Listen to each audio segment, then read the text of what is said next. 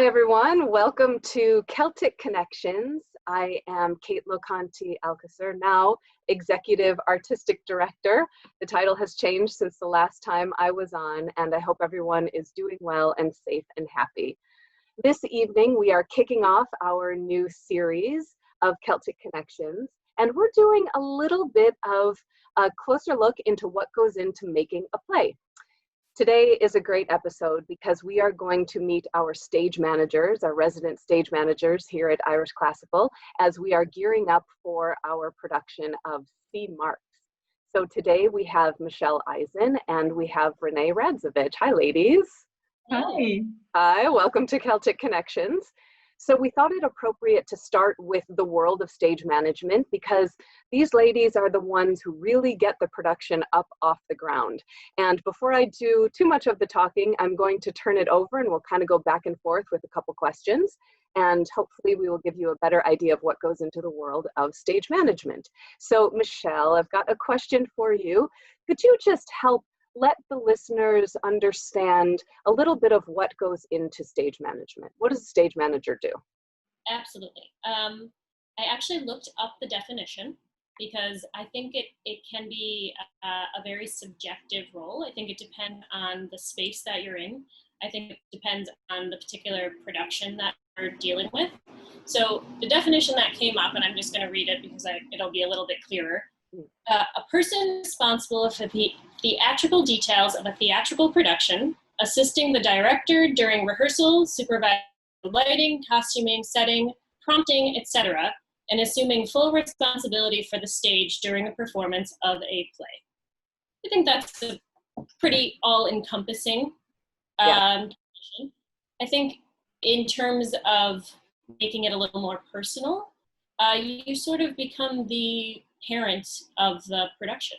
You are the mom, the dad, the camp counselor. You're the person the actors come to if they need something. You're the person the director comes to if they need something, and the designers.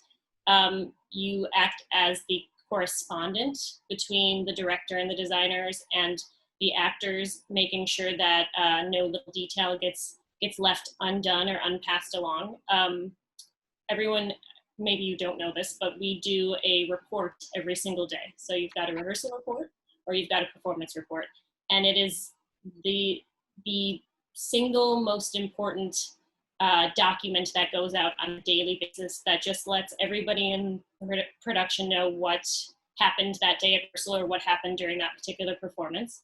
It's become a very interesting point of contention from stage managers, I think, because there's always the joke that nobody actually reads the reports that go out, that we sit there and them out every day, and we have all the information, and then you get an email asking the same question that you just answered in the report, which is kind of funny. I think that we are in a place now where people do generally read the reports, but it is always funny. I've heard of stage managers hiding math problems within their rehearsal reports and asking the designers to respond with the answer so that they know that they've read the report as opposed to skimmed over it. I love that we become that sort of parental figure. I've had actors who get in car accidents, God forbid, and call me before they call the doctor to let me know that they're going to be late for rehearsal or that, and I'm like, thank you for letting me know, but please call the doctor first. And then you can call your people, yeah. So I think in terms of a production, you just become sort of the overseer of all. That's great. Thank you. Yeah, that was a lot of absolutely interesting information. And for our listeners and for our patrons, they might not quite understand that once the production goes into performance, the stage manager has like complete presiding oversight into the entire production and all of the performances. And that's something that I'm not sure if people might know, that the director really hands it over to the stage manager and the actors for the production, the performance process. So thank you for that definition. So Reneé, I've got a question for you.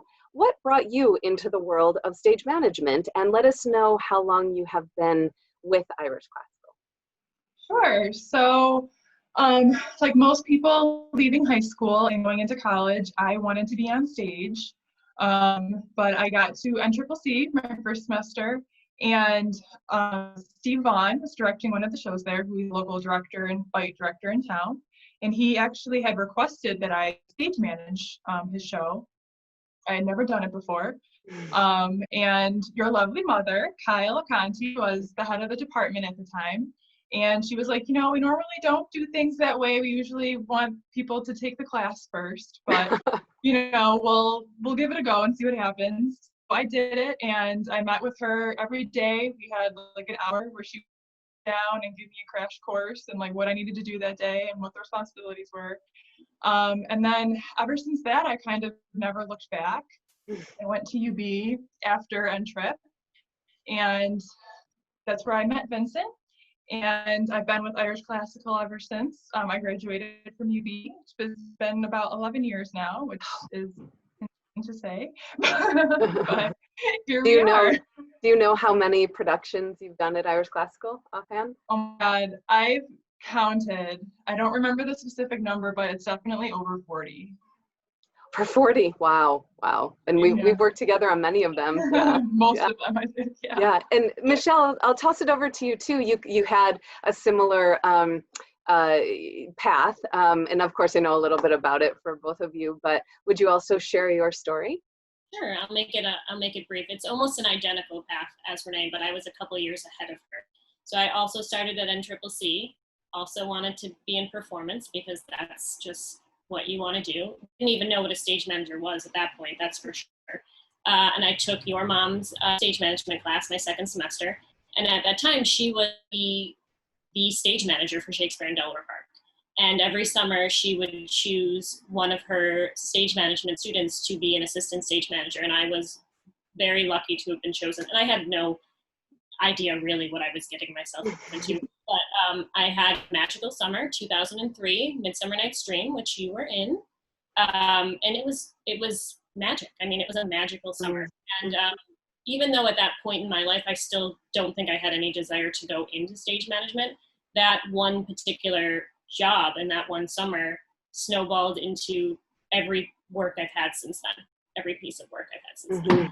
And it kept me working. It kept me in the arts, which is what I love to do. And I think maybe about 10 years in, I finally accepted that this was my lot in life.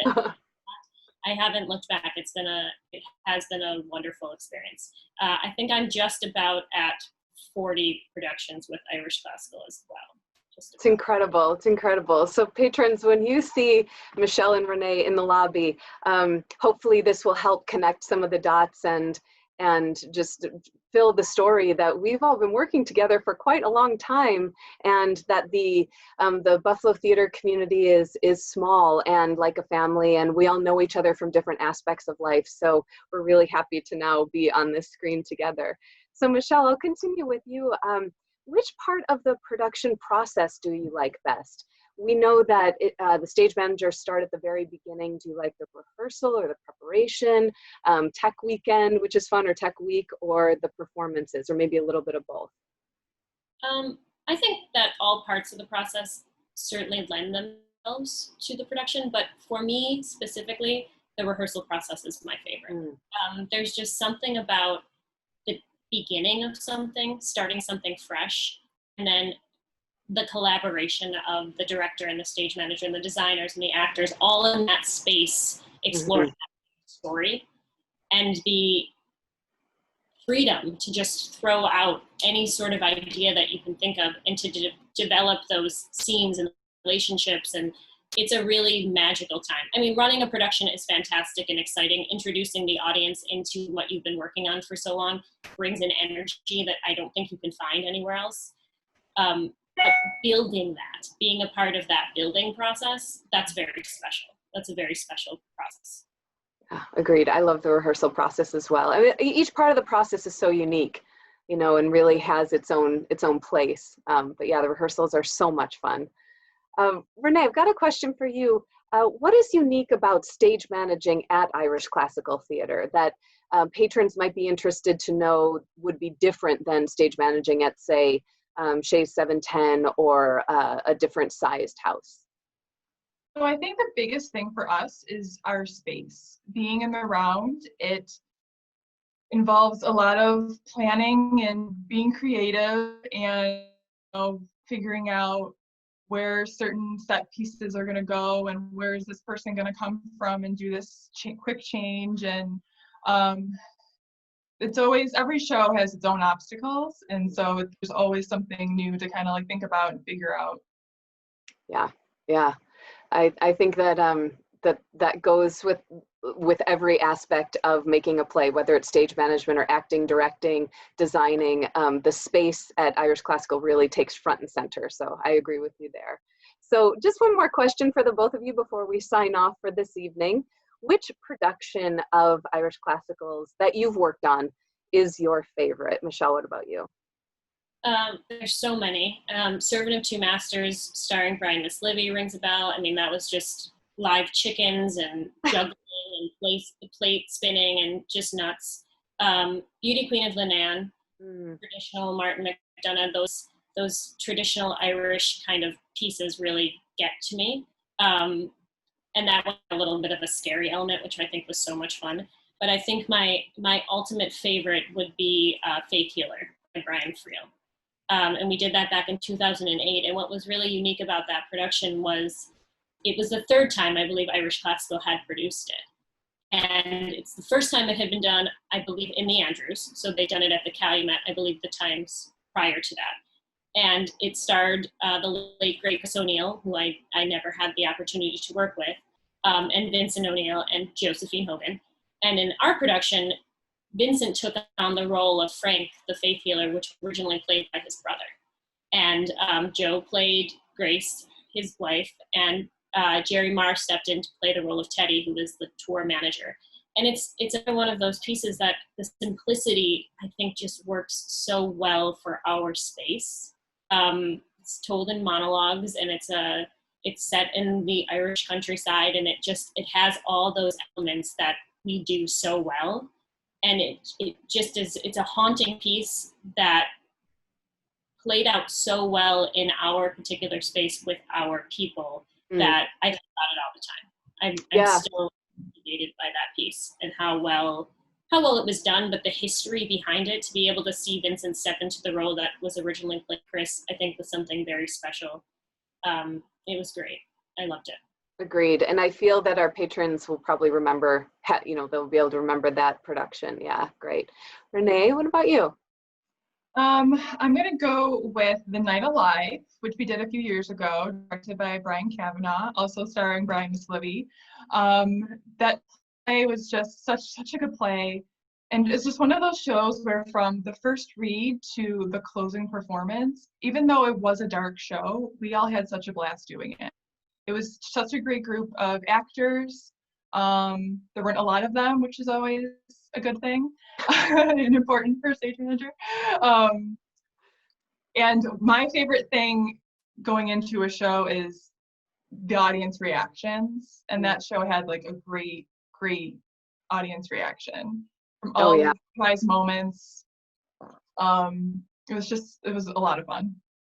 Yeah, and unique to sometimes what we produce at the theater too. So it was fun, I agree with you, to hear audience reactions during it as well. So yeah, great choices, both of you. And I know there are so many to choose from, and tomorrow you maybe have different favorites, but it's nice to walk through the process with you both and get to know you a little bit, and hopefully flesh out what goes into stage managing and all of the preparation and overseeing. So thank you both for everything you do, and thanks for spending some time with us.